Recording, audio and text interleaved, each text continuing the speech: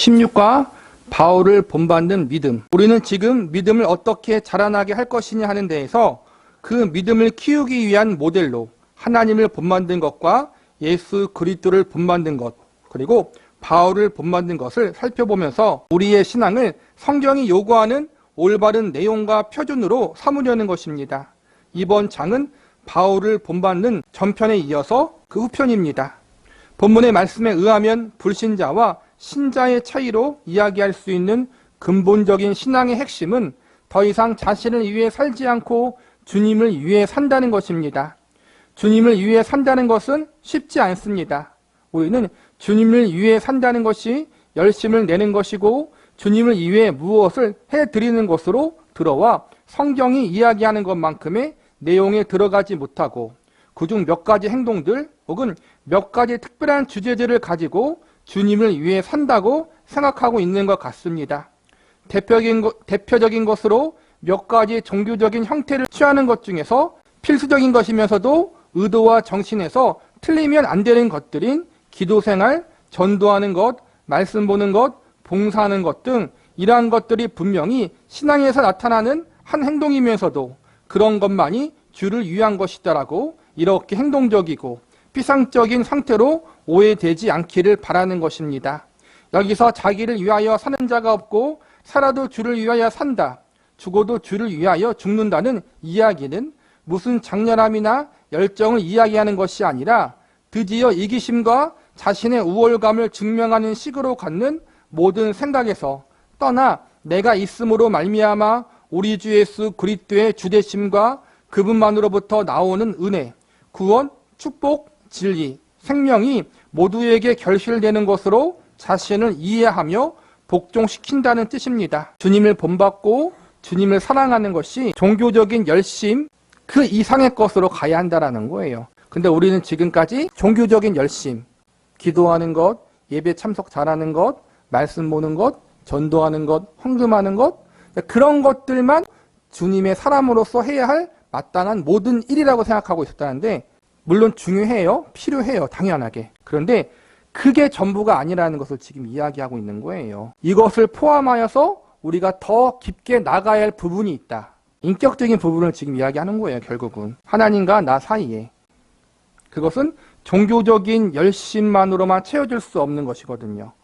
사도 바울이 그러한 삶을 살았다는 거예요. 청년 시절에는 열심히 신앙생활하는 분위기 속에서 성장하기 마련인데 저의 후배 하나가 특별한 열심을 가지고 교회 봉사하였습니다. 그런데 어느 날 그의 열심을 같이 신앙생활하는 청년 그룹 내에 누군가 이런 공격을 하였습니다.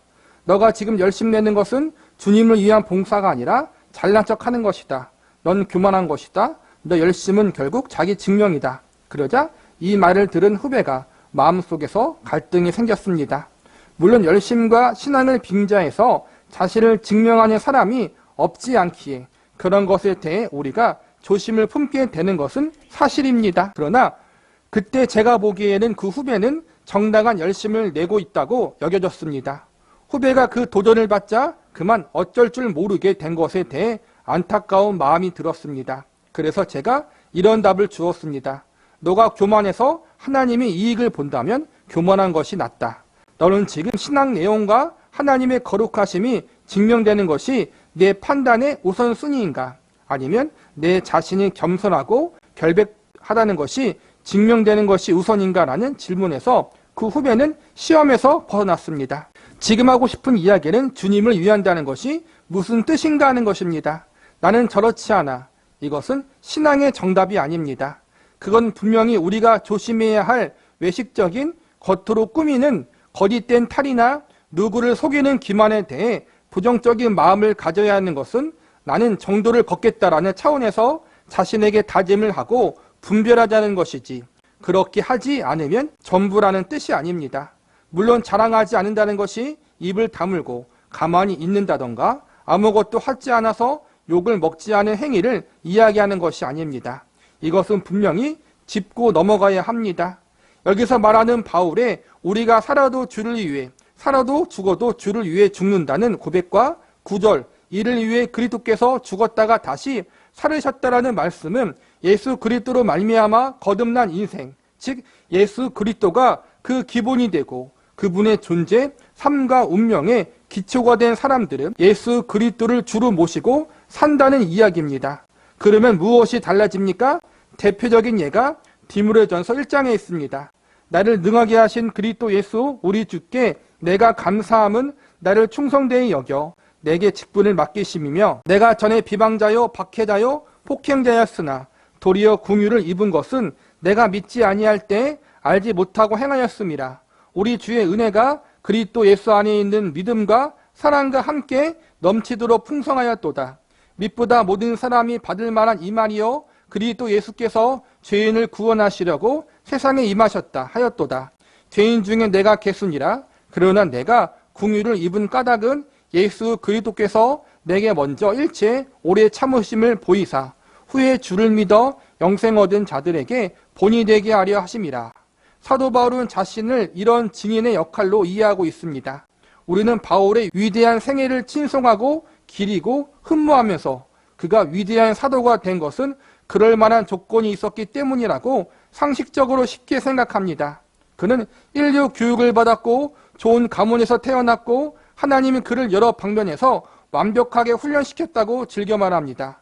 그는 베냐민 지파이며 히브리인 중에 히브리인이며 율법대로 할 일을 받았고 바리새인 중에 바리새인이라고 스스로 소개하였듯이 애국심과 이스라엘 민족이 가졌던 그 신앙에 철저했던 자요 또 고급한 교육을 받은 가말리엘 문화의 사람이었습니다. 이런 것들을 우리는 바울의 바울된 그 모든 결과와 업적의 원인을 삼기를 즐겨합니다.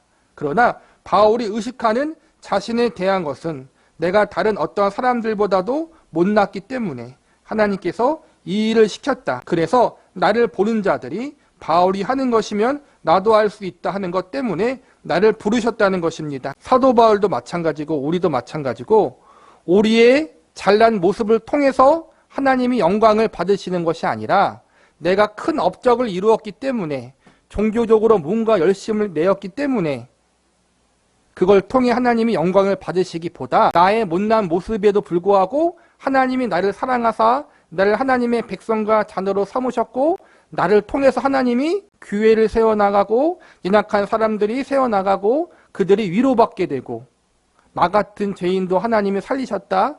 나 같은 부족한 인생도 하나님이 쓰신다. 그러한 모습을 통해서 하나님이 영광 받으시고 그걸 통해서 더 많은 사람들이 하나님을 알아간다라는 거예요. 우리가 생각하는 영광과 하나님이 생각하는 영광은 다르다라는 거예요. 실제로 바울이 내가 죄인 중에 괴순이라고 고백하는 이면에는 그가 스데반을 죽인 사건을 염두에 두고 있지 않나 싶은 것입니다. 하나님을 향한 열심히 뛰어난 자로 그런 예수 그리스도를 제대로 인식하지 못했고 스데반이 마치 이스라엘의 모든 신앙의 체계를 흔드는 자요. 지금으로 이야기하면 이단이라 생각하여 예수 그리스도를 반대했으며 그를 추종하는 모든 무리에 대해서 가장 앞장서서 박해하던 자입니다. 그래서 성경이 묘사한 하나님 일꾼 중에 가장 뛰어난 묘사를 받은 스데반, 성령이 충만하고 지혜가 충만하며 하나님과 사람 앞에 칭찬을 받은 사람, 또 죽을 때 그 얼굴이 천사같이 빛난 스데반을 죽인 것입니다. 그 사건은 사도 바울로 하여금 평생 잊지 못할 사건이 되었고 자신이 얼마나 어리석은가, 자신이 얼마나 무지한가를 일깨웠으며 그가 하나님 앞에 쓰임받을 때 내가 참 쓸모 있다, 나는 준비되었다라는 생각을 할 수 없게 만드는 경험이었던 것입니다. 그래서 그는 결코 그래도 나니까 이 일을 하지라는 생각을 평생 해본 적이 없는 것입니다. 하나님이 나를 부르신 것은 내가 가장 못났기 때문에 모든 사람이 나를 보며 희망을 갖게끔 부르셨다. 나를 보면 하나님이 얼마나 은혜로우신 분인가, 전능하신 분인가를 알 수 있게 나를 부르셨다라고 고백하고 있습니다. 그런 일이 우리 모두에게 필요합니다. 내 못난 모습에도 불구하고 솔직히 그렇잖아요. 우리 다 못났잖아요. 그럼에도 불구하고 하나님이 나를 구원하셨다. 당신같이 못나고 죄인도 구원받을 수 있다. 나 같은 부족한 인생도 하나님 앞에 귀하게 쓰임받았다. 나를 통해서 하나님께서 귀하게 뭐 큰 일을 말하는 것이 아니라도 교회가 세워지고 많은 사람들이 위로를 받았다. 나의 못난 모습, 죄인된 모습, 그러한 나를 사용하신 하나님이 얼마나 은혜로우신 분이신가. 그것을 드러내는 게 믿음의 본질이고 그게 성숙한 믿음이고 하나님이 기뻐하시는 것이고 우리가 해야 할 거라는 거예요. 빛과 소금으로 사는 것, 예수 그리스도의 향기를 드러내는 게 바로 이걸 이야기하는 거예요. 그런 일은 우리 모두에게 필요합니다. 특히 성도들과 목사 사이에 굉장히 필요합니다. 여러분과 저는 한 교회에서 신앙생활을 하는 목자와 양으로 만나 마치 제가 다른 설교자들 혹은 다른 목사들과 구별된 재능을 갖고 있다고 생각하여 뭐 예수를 안 믿어? 우리 교회로 데리고 와. 이렇게 말합니다. 언젠가 우리 교인 중에 저와 한 동네에 테니스를 치는 분이 이런 말을 한 적이 있습니다. 너 딱 한 번 나와봐. 내가 2번 나오라고 하면 걔아들이다. 이것이 무슨 자신인지 아십니까? 우리 목사님 설교 딱 한 번 들어봐. 그러면 너 그대로 KO 된다라는 것입니다. 저는 할 말이 없습니다. 저와 만나서 우리가 서로 하나님의 말씀을 나누는 것은 제가 잘해서가 아니라 하나님이 여러분의 심령에게 제 말씀을 하나님의 크신 은혜와 능력으로 역사하셨기 때문입니다. 제가 잘한 것이 아닙니다. 우리끼리는 그렇게 서로 위로하고 사는 것입니다. 여러분, 목사님 은혜 받았습니다. 저는 알아듣는 귀가 있군요. 이렇게 우리끼리는 하지만 내면은 그게 아닌 것입니다. 제가 잘한다고요? 그런 것은 없습니다. 예레미야 선지자가 못해서 동포들에게 따돌림을 당했겠습니까? 스데반이 실력이 없어서 돌에 맞아 죽었겠습니까? 그렇지 않습니다. 잘하는 것과 똑같이 잘 듣는 것을 하나님이 간섭하셔야 되는 것입니다. 목사님은 다른 무엇을 하셨어도 성공하셨을 것입니다. 간혹 이런 이야기를 들을 때 난처하기도 하고 속아 넘어가지 않으려고 애를 씁니다. 기분이 안 들었을 때보다 좋지만 진정으로 믿지 않습니다. 제 성격으로 목사하지 않으면 벌써 죽었을 것입니다. 더럽고 치사해서 살지 못했을 것입니다. 세상 사는 것은 만만치 않습니다. 그리고 이 나라에서 사는 것 대단한 인내심을 필요로 합니다. 목사이기에 간신히 버티며 살고 또 고백하건대 저는 주일마다 지키고 특별히 수요일날 교회에 나올 자신이 없습니다. 목사가 되어 할 수 없이 나오고 있습니다. 우리끼리만 아는 비밀입니다. 이것이 바울이 인식하는 자신이요 저도 고백하는 저의 현 주소입니다. 저를 미워하지 마십시오. 하나님의 일하심과 하나님의 베푸시는 은혜를 혼동하지 마십시오. 제가 욕을 잘합니다. 제가 한 것은 욕밖에 없는데 하나님은 그 욕도 잘 쓰셔서 시카림에도 그것으로 하나님이 수술하십니다. 그것이 바울이 인식하는 자신이었던 것입니다. 그것을 우리 모두가 인식해야 합니다. 그리고 우리는 나 아니면 우리 교회가 안 되지 이렇게 이야기를 합니다. 예전에 제가 어느 교회에 집회를 하러 갔는데 그 교회 예전도 회장이라는 분이 자기를 소개하며 이렇게 말했습니다. 우리 교회에서 저 모르면 간첩입니다. 물론 할 수 있는 이야기입니다. 그러나 본인이 그 말을 할 때는 그것을 유머 차원에서 쓰셨으면 좋겠습니다. 정말 자기 없으면 그 교회가 쓰러지는 그런 식으로 자기의 중요성을 상대방에게 확인시키는 말이라면 참으로 난감한 일입니다. 중요한 일을 하시는 분은 다른 분들에게 사실을 납득시키거나 설명할 것이 아니라 수행을 해야 합니다. 그 책임을 수행해야지 자신을 설명할 필요는 없습니다. 그것이 바울의 마음이며 그래서 디모데전서 1장 12절 이하 결론은 17절에 이렇게 나오는 것입니다. 영원하신 왕 곧 썩지 아니하고 보이지 아니하고 홀로 하나이신 하나님께 존귀와 영광이 영원 무궁하도록 있을지어다. 나 같은 것을 구원하셨습니다. 나 같은 것을 쓰십니다. 나 같은 것을 통해 일하십니다. 하나님은 과연 하나님이십니다. 이렇게 이야기를 해야 하는 것입니다. 바울이 그의 열심이나 그의 능력이나 그의 업적으로 하나님 앞을 가리지 않았습니다. 하나님이 가서 쉬세요. 이 정도는 제가 할게요. 하는 것은 없습니다. 여기가 중요한 부분입니다. 우리의 신앙은 이런 것 정도는 제가 처리할게요. 자꾸 이렇게 됩니다. 그것이 신앙 좋은 것인 줄 압니다. 내가 하나님이 만나셔야 할 영혼과 하나님 사이의 장벽이 됩니다. 나에게 이야기하십시오. 내가 해결하겠습니다. 하나님은 가서 쉬십시오. 제가 사무실을 지키겠습니다. 이것은 신앙이 아닙니다. 하나님은 직접 일하시는 것이 훨씬 쉽습니다. 그러나 나를 통해 일하기를 기뻐하십니다. 왜 그렇습니까? 우리를 사랑하시기 때문입니다. 하나님이 나를 쓰시는 것은 나 아니면 그 일이 되지 않기 때문이 아닙니다. 하나님이 나에게 써먹을 내 안에 무엇이 필요하신 분이 아닙니다. 그런데 나를 쓰십니다. 나를 사랑하시기 때문입니다. 내가 있기에 이 교회가 지금 이렇게 살아있는 것이다. 세워진 것이다. 물론 그럴 수도 있겠죠. 근데 우리의 신앙 고백은 뭐예요? 늘 내가 아니라 하나님이 드러나야 한다는 거예요. 내 안에서 내가 드러나려고 할 때마다 우리는 나를 죽이고 하나님이 드러나고 예수님이 드러나야 한다는 거예요. 분명히 하나님이 우리를 사용하시는 건 맞아요. 하나님이 우리를 사용하시는 걸 기뻐하셔요. 나를 통해서 교회가 세워지게 하고 성도가 세워지게 하고 가정이 세워지게 하고 배우자가 세워지게 하고 자식들이 세워지게 하고 하나님 나를 통해 분명히 그렇게 일하셔요. 근데 이것은 내가 잘나서가 아니라 나를 통해서 하나님이 그 일을 하기를 기뻐하시는 거예요. 솔직히 우리가 하는 일이 얼마나 있겠어요. 우리가 하는 일은 사고치는 일을 잘하잖아요. 갈등이 많이 일으키잖아요. 하나님이 직접 일하시면 더 편한데 굳이 말 안 듣는, 잘 알아듣지 못하는 교만한 우리를 사용하시는 이유는 우리를 통해서 그 영광된 일에 참여하기를 기뻐하시기 때문이란 거예요. 나를 사용하지 않아도 하나님은 하실 수 있어요. 그런데 굳이 번거롭게 나를 사용하시는 이유, 쓰시는 이유는 나를 통해서 하나님이 어떠한 분인지 알아가고 그걸 통해서 그 하나님의 영광 안에 참여하는 사람으로 세우기 위해서 그런 거란 말이에요. 우리는 결코 교만해서는 안 된다는 거예요. 아버지가 어린 자식과 함께 계집을 짓습니다.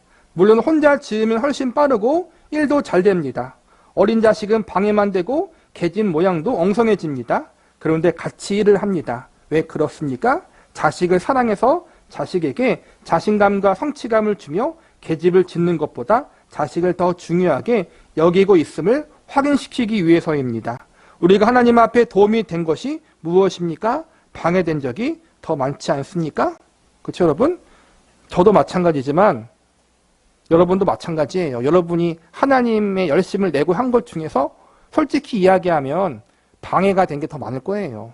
그런데도 불구하고 우리를 쓰시는 거예요. 사랑하시기 때문에. 그러나 하나님은 우리가 안 하면 기다리십니다. 우리가 돌아올 때까지 기다리시고 항복할 때까지 기다리시며 우리가 나와서 하나님 앞에 무릎 꿇어 순종할 때까지 기다려주십니다.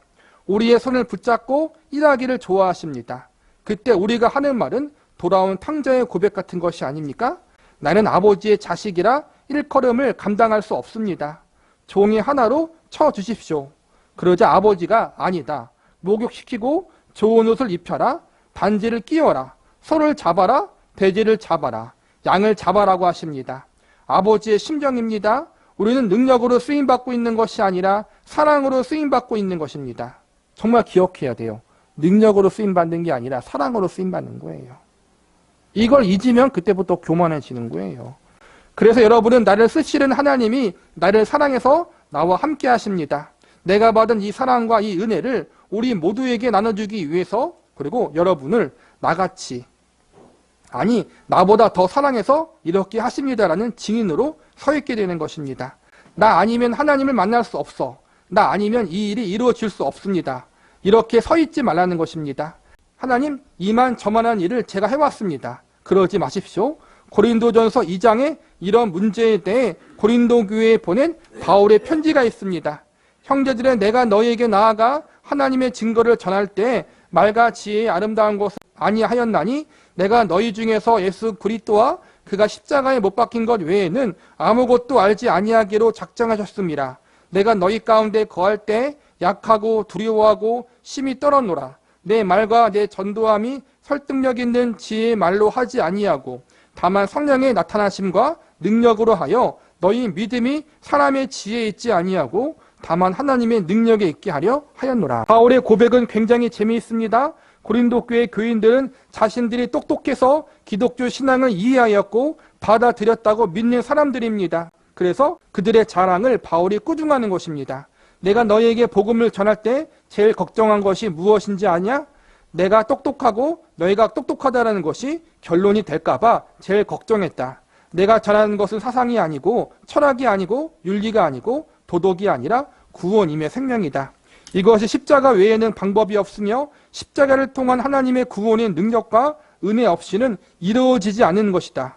너희는 십자가와 하나님의 은혜로 그 능력으로 구원함을 받는 것이지 너희가 잘나서 받는 것이 아니다. 너희에게 이 일을 깨닫거나 이 구원을 받아들이는 일에 너희 안에 무슨 조건과 원인이 없느니라. 너희는 자랑하지 말라. 왜 다른 사람과 너희가 다른 종족인 것 같이 이야기를 하느냐. 너희가 나에게 배웠음에도 왜 그렇게 하느냐라는 것입니다. 고린도 전서 후서를 읽으면 알잖아요. 고린도 교회가 은사가 많았어요. 하지만 동시에 갈등과 다툼과 문제가 많았어요. 왜냐하면 다 교만했기 때문에 은사가 많으니까. 결론이 뭐예요? 사도 바울이 말하는 게 그러지 말라는 거예요.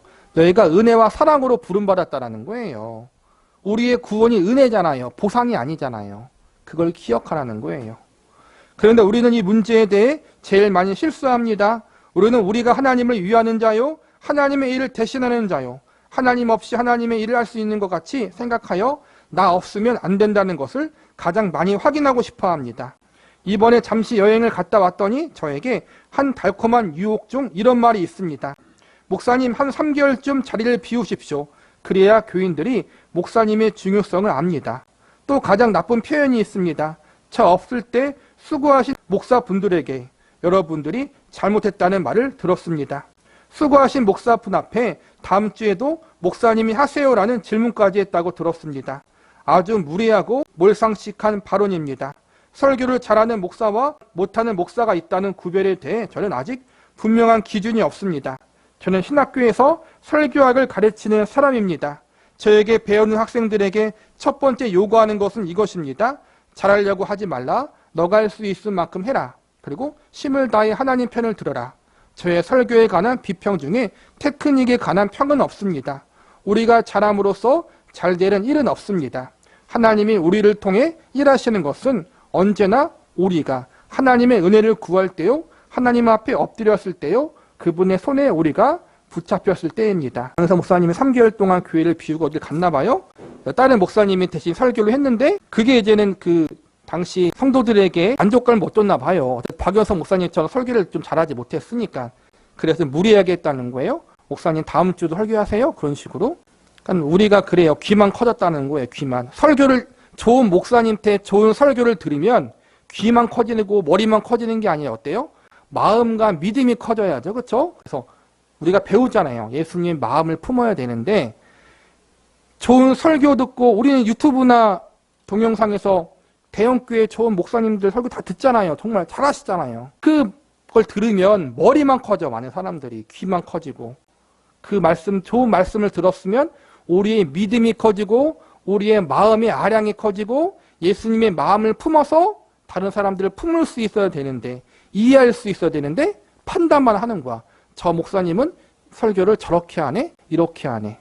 그걸 지적하고 있는 거예요. 좋은 설교를 들었고 좋은 말씀을 배웠다면 여러분 머리가 커지는 것이 아니라 마음이 커져야 된다는 거예요. 여러분. 그것을 고린도전서 4장에서 능력이니 기술이냐 하는 식으로 표현하지 않고 2절에서 사람이 마땅히 우리를 그리스도의 일꾼이요 하나님의 비밀을 맡은 자로 여길지어다. 그리고 맡은 자들에게 구할 것은 충성이니라라고 이야기하고 있습니다.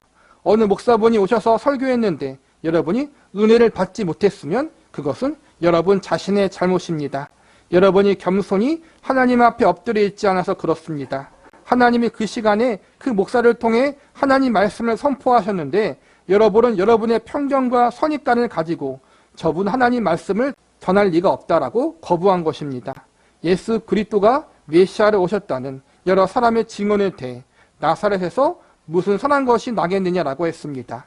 예수 그리스도께서 공생애를 사시던 때에 예수님을 부인하고 외면하고 대적한 자들에 대해 신약 시대의 교인들은 늘 저들의 무지함과 어리석음을 통탄에 맞지 않고 조롱까지 했습니다. 우리는 다른 줄 아십니까? 우리도 그렇게 하고 있습니다. 사람들은 자신의 실수는 모릅니다. 우리의 신앙이 좋다는 것, 우리가 나도 저 사람 본받아야겠다는 것이 무엇인가 한번 보십시오. 사도 바울을 본받겠다는 사람은 많습니다. 요셉을 좋아하는 사람도 많습니다. 하지만 왜 좋아하는지 스스로 곰곰이 따져보십시오. 바울이 얻은 명성, 요셉이 얻은 결과에 우리는 관심이 있는 것입니다. 요셉이 겪은 고난과 바울이 겪은 고난, 죽음을 무릅쓴 아무것도 의지할 수 없는 상황에서의 충성, 이런 것이 여러분에게는 목표가 됩니까? 좋은 신앙이 무엇입니까? 교회에 큰 목해서 그 이름을 자신의 명예로 삼는 것입니까? 이것이 너무 흔한 잣대입니다.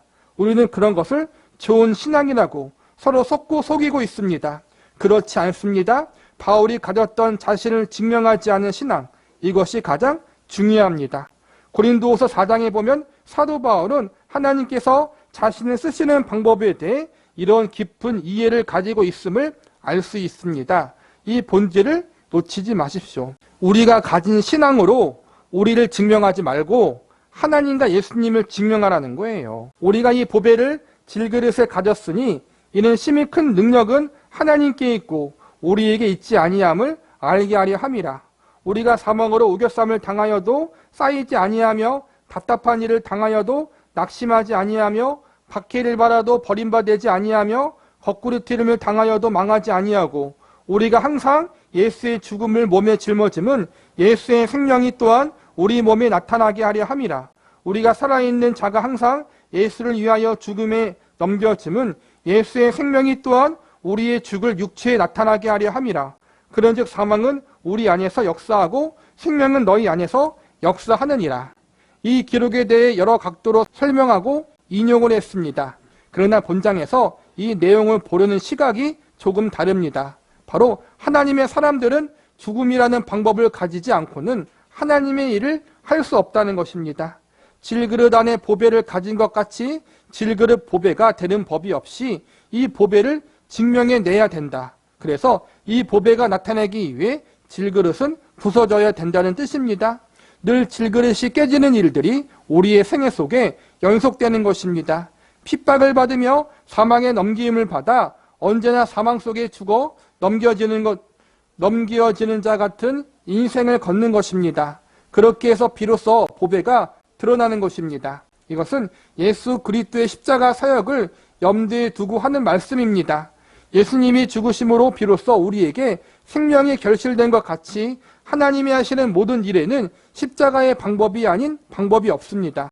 언제나 하나님은 십자가의 방법을 최고의 방법으로 쓰십니다. 그래서 그 앞에 쓰임받은 모든 사람은 그 자신이 십자가에 죽는 것 같은 순종의 길을 걷지 않는 이상 생명은 결실되지 않는다는 것입니다. 성경은 어느 곳에서도 모세를 봐라, 다윗을 봐라, 다니엘을 봐라, 엘리야를 봐라, 바울을 보라고 한 적이 없습니다. 그들을 위인화해서 모델로 제시한 적이 없습니다. 아브라함이 믿은 하나님, 모세가 순종한 하나님, 엘리야가 목숨 걸고 편든 하나님, 이렇게 성경에 기록되어 있습니다. 아브라함이나 모세나 엘리야나 다윗이나 다니엘을 부러워하지 말고 그들을 통해 일하신, 그들이 목숨 걸고 항복한 그 하나님, 저들을 통해 저들과 함께 역사하신 능력과 저들에게 허락하신 은혜와 약속들을 지금도 얼마든지 주시는 하나님에게 초점을 맞출 수 있도록 여러분의 믿음을 다시 한번 정리하십시오. 믿음이 무엇입니까? 사람 앞에 박수받지 않고 하나님 앞에 칭찬받는 것입니다. 하나님이 무엇을 좋아하십니까? 십자가보다 더 좋아하시는 것이 없습니다. 우리는 사람에게 칭찬받기보다 하나님께 칭찬받아야 된다는 거예요. 사람 앞에 드러나는 것이 아니라 결국 십자가를 져야 된다는 거예요. 내가 죽어야 한다는 거예요. 내 자존심을 죽이고 내 주장을 죽이고 오직 하나님의 뜻만 드러나게 그렇게 살아가야 한다는 거예요. 하나님 되시는 가장 멋진 하나님의 거룩하심의 짝을 찾아볼 수 있는 증거가 십자가입니다. 하나님 앞에 범죄한 우리를 구원하시기 위해서 그 아들을 매달은 곳입니다. 우리에게 원하는 신앙의 가장 아름다운 표본이 이것입니다. 예수님께도 직접 그렇게 가르치셨습니다. 아무든지 나를 따라오려거든 자기를 부인하고 날마다 제 십자가를 지고 나를 따를 것이니라. 바울이 그의 인생을 걸었습니다. 바울에게서 무엇을 본받으려고 합니까? 우리가 택한 본문이 아닙니까? 우리 중에 누구든지 자기를 위하여 사는 자가 없고 자기를 위하여 죽은 자도 없고 우리가 살아도 주를 위해 살고 죽어도 주를 위해 죽나니 그러므로 사나 죽으나 우리가 주의 것이로다. 결국 사도 바울을 본받는다는 것은 사도 바울 자체를 본받는 게 아니라 사도 바울이 본받으려고 힘쓰고 애썼던 그 예수님도 우리가 본받아야 한다는 거예요. 그 예수님을. 주의 영광이 드러난다는 것이 무엇인지 기억하십시오. 우리가 뭘 하려고 하는 것이 아니라 하나님 앞에 우리가 겸손히 무릎 꿇고 그분을 의지하며 나아갈 때 내가 하려고 하는 것보다 하나님이 하시는 게 더 크다라는 거예요. 이것이 믿음입니다. 여러분이 만나는 사람과 하나님이 직접 만나게 하십시오. 여러분이 그 앞을 막지 마십시오. 여러분이 아니면 하나님이 그 일을 하지 못할 것 같이 굴지 마십시오. 하나님이 여러분을 통해 일하시는 것을 감사해 하십시오. 그래서 사도 바울이 디모데전서 1장 17절 이하에서 고백한 영원하신 왕 곧 썩지 아니하고 보이지 아니하고 홀로 하나이신 하나님께 존귀와 영광이 무궁하도록 있을지어다. 아멘이 되는 것입니다. 우리가 드러나지 않고 늘 하나님이 드러나야 하고 늘 우리는 십자가 앞에서 예수님처럼 죽는 연습을 해야 된다는 거예요. 내가 드러나고 내 정당성이 드러나고 그때부터 우리는 믿지 않는 사람들과 똑같이 되는 거란 말이에요. 그래서 결론, 우리는 달라야 한다라는 거. 믿는 사람은 달라야 한다. 하나님 백성다운 모습, 예수 그리스도의 생명을 받은 자답게 다르게 살아야 한다.